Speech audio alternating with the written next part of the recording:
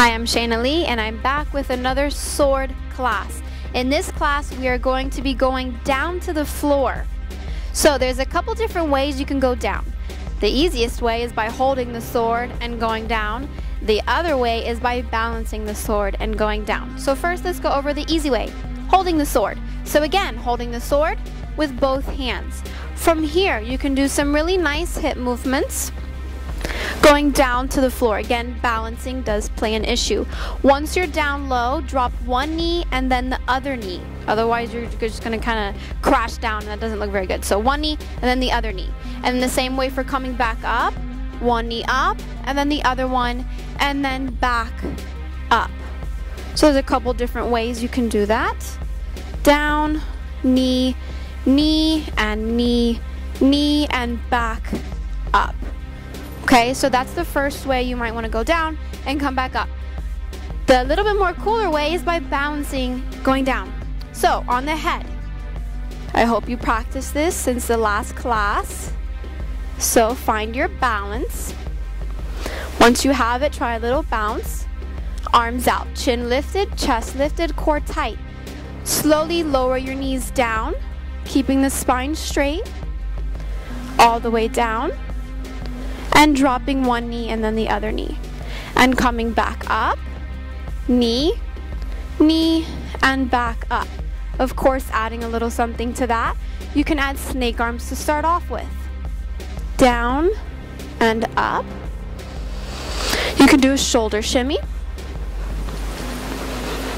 Or if you want to be really cool, you can do a hip shimmy down and up. Or figure eights. You can really do anything here. Just be careful not to do anything that's moving the sword a little bit too much. So now we're going to go over what to do once you're down on the floor. Okay, so once you're down on the floor, whether you're holding the sword or balancing it, I placed it here, which you might want to do too. That way you can focus on how to get from here to all the way on the floor, and that needs to be very smooth. So from here, your toes are under your feet, so they're curled back. You want to lift up your hips, drop the feet flat, and lower down. From here, I'm going to face you again. From here, you can choose to go left or right. I'm going to go to my left. So you're going to drop the hips down. Notice how that was smooth. So again, you're lifting up a little bit, gliding over your feet, and dropping that hip down to the floor. From here, accompany it with the same hand on the floor. Then you can stretch those legs out. You want to have your feet pointed. That is very important. So we have the top leg slightly more straight. The bottom leg is a little bit more bent, but both feet are pointed.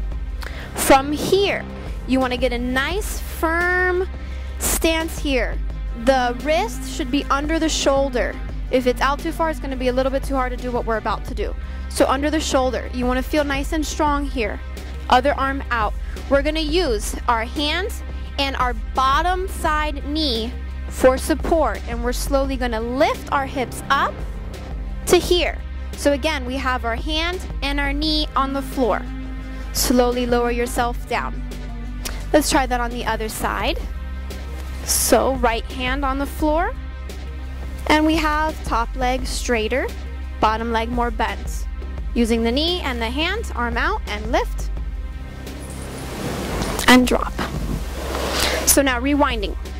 Let's go back from when we just lowered ourselves down. Remember, your toes are curled under your feet. Uncurl them flat. Going to one side, adding the hand and the legs out, and lift. Back down. Other side. When you come down, drop the feet flat. Another thing is if you are feeling that it's kind of hard to do your hip and then your hand, that does require a little bit of core strength. So what you might want to do is do the hand first so that you have some support here, and then the hip. It'll be a lot easier that way, at least for when you're starting. Add the legs and the arm and lift. Now let's try that with the sword. So, sword on the head. Find your balance point. Make sure you have a good one because we're going to be moving around a bit. From here, drop it down and over to one side. Hand, keeping that other arm out, legs. Here we go, keeping the head lifted and up. And here you can add snake arms, a twist, a shimmy. You can add a couple different things. Feet back in, lifting the hips up over the feet. And now the other side. So again, you want to take your time. This cannot be done to fast music, because then you would kind of have to go fast, and the sword is not a fast prop, not unless you're holding it with both hands. For any balancing moves, it has to be nice and slow and mysterious. So now, moving into another type of floor movement, first without the sword, and then we'll add the sword once we got the hang of it. So, moving on from the side position, I call this the mermaid pose. Think of a big rock on the sea and a pretty mermaid resting on the rock. So from here, we are going to turn our body to what I call the goddess pose, kind of like you're sunbathing. Both legs out, kind of like you're here on the beach, resting on both hands. So once you're here, get a nice firm grip into the floor, tighten up your core, and lift your hips up. And slowly drop. So you might want to practice this a couple times to gain strength first before you have the sword balancing on your head. So again, rewinding, we came from the side mermaid pose, taking that hand that's out to the floor, turning the hips, straightening the legs. You can have your legs straight or one over the other one. It's your preference. From here, lift. From here, you can do a belly roll or an undulation, which takes a lot more practice. So, rewinding, now with the sword. So I'm going to start with my sword from the side mermaid pose. So find your balance. Now we have to do the transition very slow because we are turning.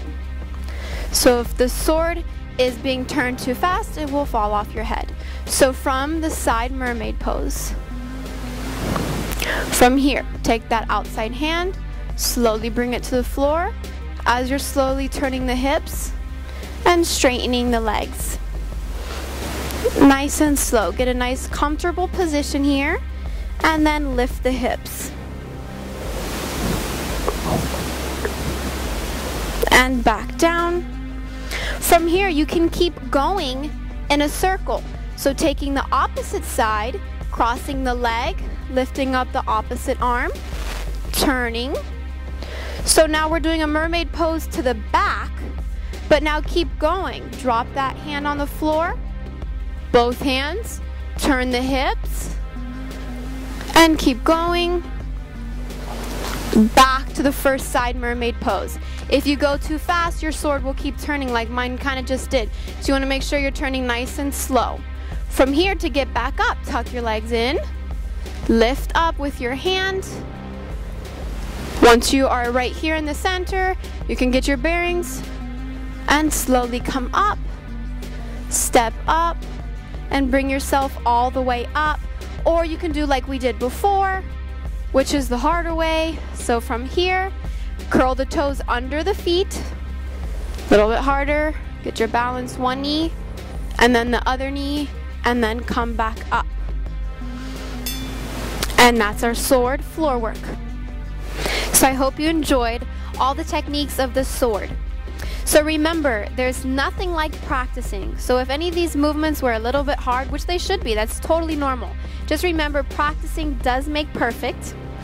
In addition to practicing, you might want to take my belly dance fitness classes to help strengthen your arms, your core, and your legs, because I'm sure you've seen by now that the sword is no joke. So please practice and take my other belly dance fitness classes, and I'm sure you'll be a pro in no time.